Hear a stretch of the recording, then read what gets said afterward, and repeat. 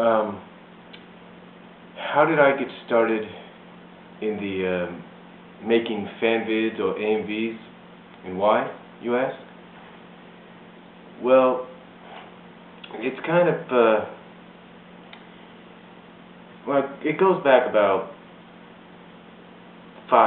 6 years ago, actually, almost 6 years ago, in 2003, late 2003, to be exact. I just remember Googling, for the Rescue Rangers, Chip 'n Dale Rescue Rangers, because I'm a fan of the show. And I remember stumbling onto this almost like Russian website or some kind of video website that had them on there. And I clicked on this video. I wanted to see what it was. I didn't know who made it. I can't even remember what site I found it on, but it was a Rescue Ranger related site. And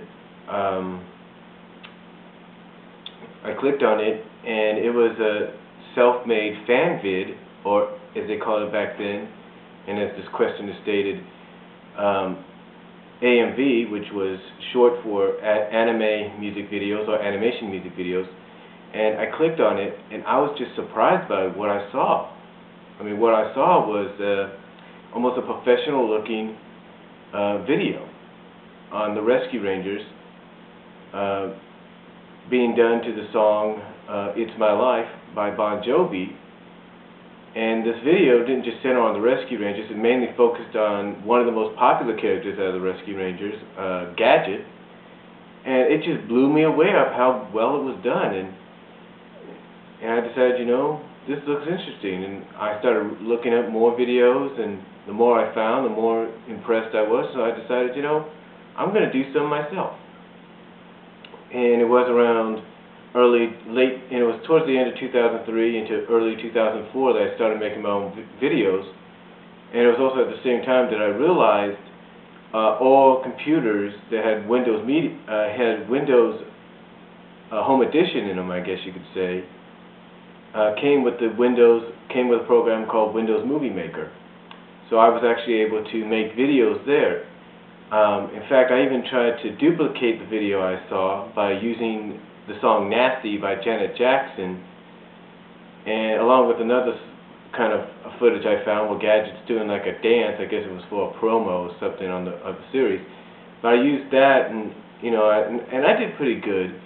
And the only time I could be able to share it with anybody was through what we called WinMix or LimeWire. But that was my first exposure, and the reason, like I said, I got started is because I got interested in it. I mean, it really blew me away.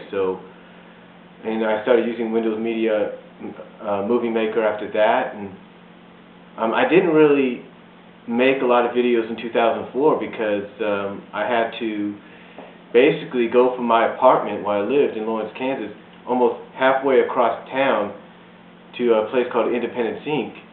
And I would have to wait almost hours, among hours sometimes, maybe an hour or two, or just get down there right on time, before basically being like a few minutes before a class let out, because one of the rules they had for people like me that attended their classes and worked with the personnel there, if you will, was they would allow us to go on the computers. Like there was free time in the mornings, there was free time in the late afternoons, things like that. And that was the only time I was able to sometimes make my videos. Until finally I decided, fuck this. I'm not going to do it like this anymore. I'm going to buy my own computer, and that's exactly what I did. About later on that year, I went to a Rent-A-Center, and I know it sounds ridiculous, and I rented and eventually bought myself my own computer, the one that everybody's seen in my videos. But yeah, that's how I got started and why.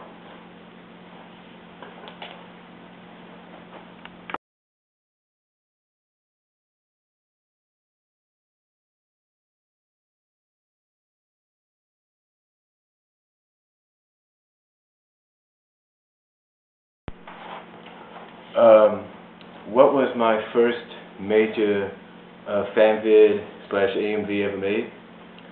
Well, the very first one that I made, one of the first ones I made, that, as I mentioned in the previous question, was the nasty one.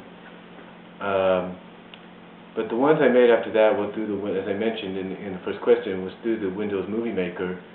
One was a couple, I think 2 videos that I did called Girls Just Want to Have Fun, featuring the girls of Sonic the Hedgehog and of the Rescue Rangers. And those are the kind of video, and some of the, you know, and they turned out to be good videos. But the first major one that I actually did was made not with Windows Movie Makers. No, as a matter of fact, it was actually made with another program I discovered in 2004 called ULED Video Studio. And this video I made was based around Sonic the Hedgehog, what is known as the SatAM cartoon, which ran from 93 to 95 on ABC.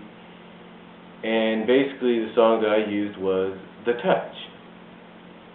Yeah, The Touch. I actually used it on there. I actually did 2 versions of it. One was with Windows Movie Maker, but it was basically various scenes from like the first season and the second season. You know, basically as much footage as I could get, because I didn't have that much footage of SatAM to download or even burn at the time.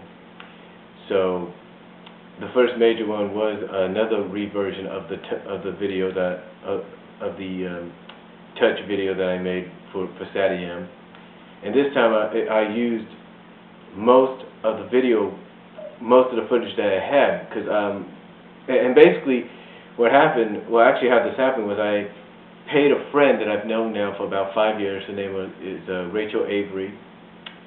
She's known to everybody online as Rafaela XD. And I don't know how I got in contact with her. I can't really remember how I got in contact with her again. But we had a lot in common in ways. We both loved the Ninja Turtles. We both loved Sonic. And she did a lot of things for me because I paid her to do a lot of things for me. She actually burned, because I didn't know how to do most of the stuff, but what I did is, and this is before I even had you know, a DVD recorder or even a DVD burner. I sent her cassette tapes of a lot of things I wanted her to burn to a CD, basically to a CD disc, a VCD, video CD. And she did a lot of things, even some things she didn't really like. She did them because I actually was able to pay her. And then one time she told me about the series that she had. She had actually done a bootleg of the series off footage that she had recorded from the SatAM series that she'd actually recorded off ABC. You know, because at the time I was looking for uncut, unedited versions of all the final episodes, which I call the Doomsday Project Saga, of the show. So I think that's how I found out about her as well. I'm not really sure. Again, but I don't know how much I paid her, but she actually sent me, I don't know, like I said, I don't know what I paid her, but when I paid her it, she sent me a box, basically a Postal Express box, if you will. I opened it up and there's about 13 discs. Yeah, I believe 13, I'm not really sure, maybe she can remember if she watches this. 13 discs or so, I can't really remember, of Sonic the Hedgehog SatAM. She even gave me a bonus cartoon of Busby, but it was all of them, it was everything on there. The only difference on these bootleg versions was she actually put down her website's name on them, which was coffeeyou.com, and that was it. But yeah, she made me those she sent me those, and that's how I was able to make my newer version of the SatAM video of The Touch, which is a song by Stan Bush, which everybody probably knows from the Transformers '86 movie.